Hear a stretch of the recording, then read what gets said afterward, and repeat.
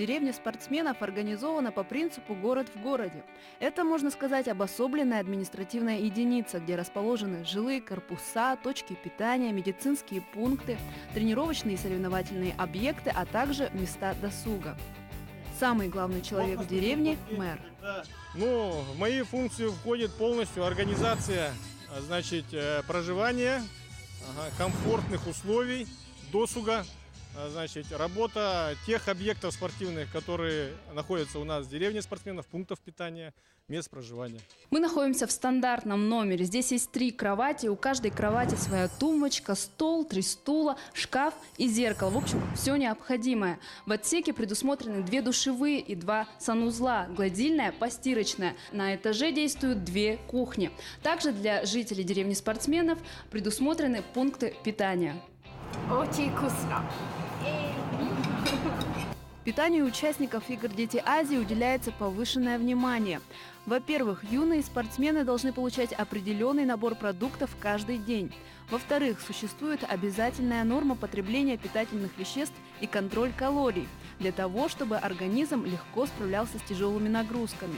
И в-третьих, не стоит забывать и об особенностях национальной кухни стран-участниц. В нашей столовой прикреплены Сирия и Пакистан. Ограничения только свинины у них. И они предпочитают мясо халял, мясо свежее. И все время спрашивают, какое это мясо, да? Они предпочитают еще сыр. Каждое утро должно быть сыр, эти оливки такие. Йогурт спрашивают еще. Еще чего-то. И кофе, чай, сахар очень любят. Сладкое, короче, очень любят они. Не забыли в деревне спортсменов и о религиозных верованиях участников. Специально для спортсменов-мусульман функционируют молельные комнаты, в которую нашу съемочную группу не допустили. И вот по каким причинам.